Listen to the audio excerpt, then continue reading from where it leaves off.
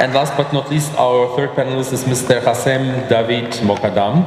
He's head of the team NEO at Rheinmetall Automotive in Germany.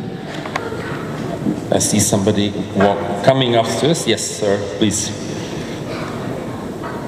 Good morning, and please have a seat right next to Kimberly. And if you allow me, I will take this seat, and I will already hand you in the microphone so you can warm up. So, I think what is on all of our minds, next to many political issues, is an economic issue, and that is the impact of Brexit, what is going to happen.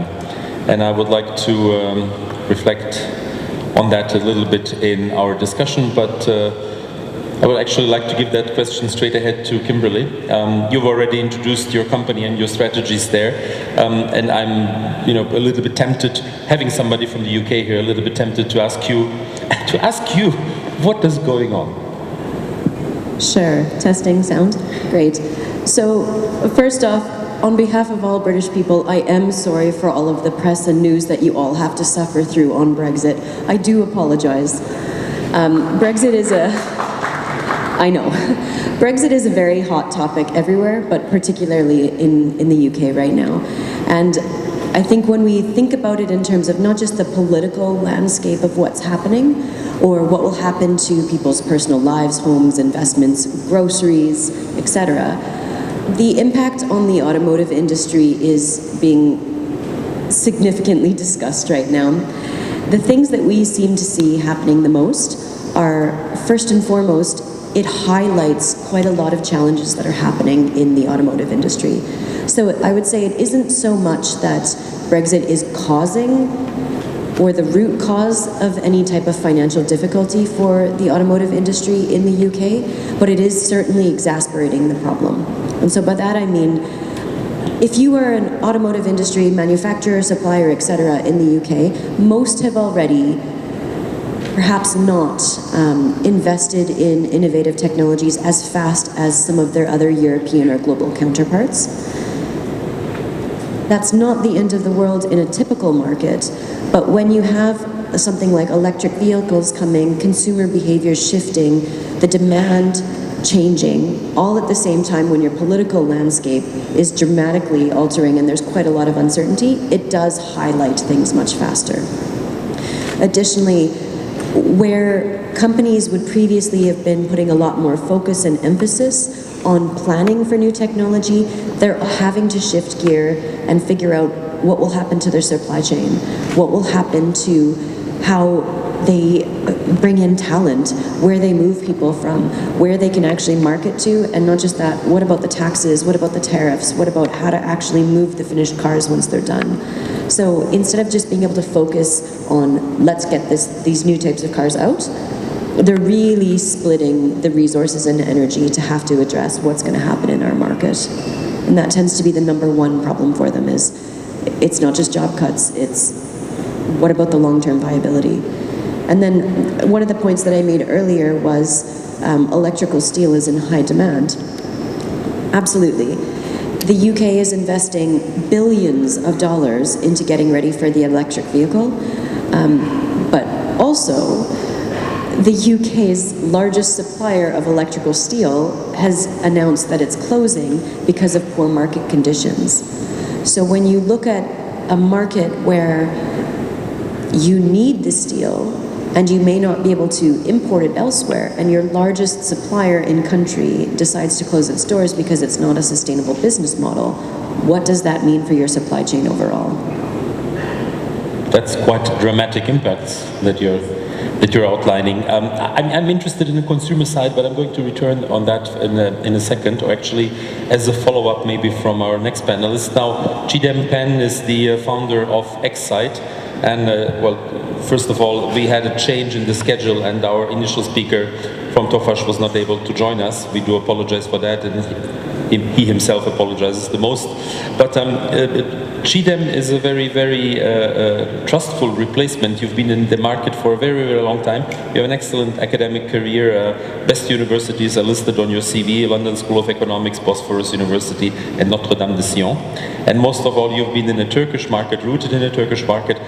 With your agency, with your market research work, please tell us a little bit about what you do, and then I will ask you a question about how you see Brexit from the Turkish side. In next slides, we actually advise the automotive sector on setting strategies and how to design their future, how to follow the trends in the global markets. We work on previous levels, but we work on efficiency, we work on digitalization, we work on employee satisfaction, client satisfaction, market entry, new markets, and so forth. TISAT, OIP, and the main players are all our clients, along with the major companies in the sector. So you are at the crossroads of the industry and the consumer. Now, we've got an average Turkish consumer, and Turks, for our international guests, are good consumers. They like to consume. They always like to buy the latest models, the latest trends, the latest car models, if they can afford it. The car park is immense here. Now, you've got an average Turkish consumer on that side. How is he looking on what's happening across the continent? We're not even talking about the continent here. We're talking about the UK, an island far away from Turkey. But the relations have been very, very close with the UK for a long, long time. How is the Turkish consumer or the Turkish industrialist perceiving what's going on? I mean, in Turkey, about the Brexit, we are all concerned, as the rest of the world, really, and all our friends in the UK as well. We would like to see an agreement arranged. Hopefully it will be solved tomorrow or, in a couple of days. But the Turkish consumer, I think, is kind of disappointed by the fact that the UK is exiting the EU, because the UK has been one of our adamant supporters in the accession of the EU and Turkey for a long time, except the last few years. So in that sense, the Turkish consumer wouldn't like to see the UK exiting the EU in any sense, but obviously this is happening.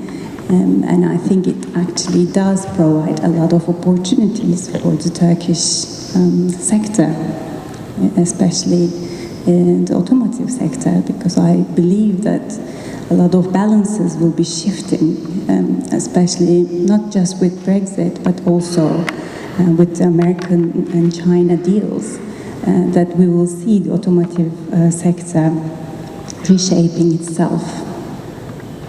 How will consumer behavior change in Turkey? Will it change in the way we buy cars here? Well, I think the Turkish local automotive market has always been strong, despite the expectations, giving our economy and our power of purchase and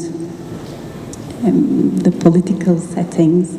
I think we have been exhibiting a very strong market. Yes, the Turkish consumer always wants to buy an automotive. It's a very inspirational item for them. Yes, with the Y generation, we are headed towards the shared economy and the numbers are decreasing. But I always see that OEMs, they always find one way or another to increase their sales. So I think the local demand will remain strong, but this is not independent of the global trends. So if there is a reduction in the global market, I think Turkish market will also follow it. And of course, there is the hot topic of the Turkish automotive, which we have conducted research into as well. So the Turkish consumer is quite geared towards more kind of agile cars, very robust, very economical, larger cars which can carry the extended family and so forth. There are kind of quite local expectations from car manufacturers. We have conducted extensive research about it, which will be soon relieved, I believe. So up to the manufacturers to fulfill those expectations. Yes, I think, and they're very good at it. They have been doing it for so many years, I think. Great.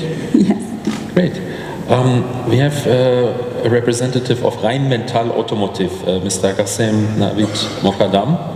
Now, Rheinmetall Automotive AG is a global first tire supplier from Germany with an annual turnover of 2.8 billion euro, a giant.